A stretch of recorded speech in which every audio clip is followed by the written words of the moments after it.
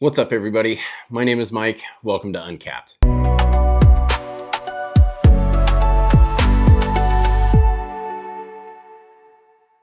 Today is a big one over here because this is the first official review on the channel, and I wanted to start with something I've been excited to wear and talk about, and that's Mes Bisous Out of Reach.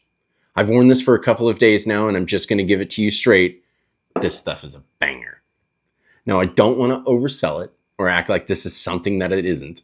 I'm not saying this is the most groundbreaking original fragrance ever made, or that nobody has ever done this type of scent profile before.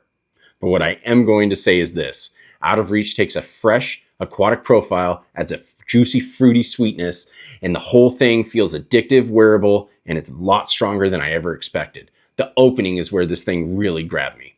Right off the top, I get bright citrus with a pear-like sweetness. To my nose, it has some of that blue talisman vibe with a juicier take that pushes it into like a porthole neighborhood. And that's one of the biggest things I want to say in this review. I know some people are going to call this Herbapura adjacent because it has that sweet, fruity must thing going on. I get why, but to my nose, this is not just an Herbapura style fruit bomb. This feels way more aquatic, more salty, and more chilled. For me, this lives closer to porthole than it does Herbapura.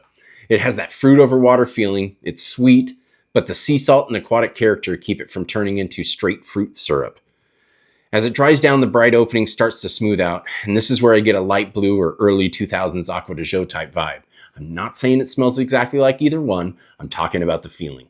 It gives me that clean aquatic energy, citrus, salt water, musky skin, that nostalgic everybody smelled good in the early 2000s kind of thing.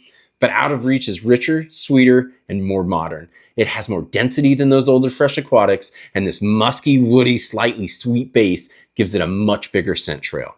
And performance, the shit's beast mode. On my skin, I'm getting 10 to 12 hours, no problem. On my clothes, I could still smell it the next day. For a freshie, that's pretty damn impressive. As you know, a lot of scents in this lane smell amazing for the first hour, then they disappear. Not the case here. You get your money's worth. And that said, I would not go crazy with the sprays, guys. You may think, oh, it's citrusy and aquatic, I can spray heavy. No. A few sprays are enough. Unless you want to choke out everybody in the room, stick with a few sprays. So who's this for?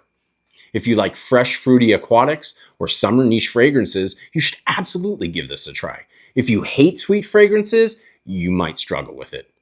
Because even though it's a fresh and aquatic, it's still sweet.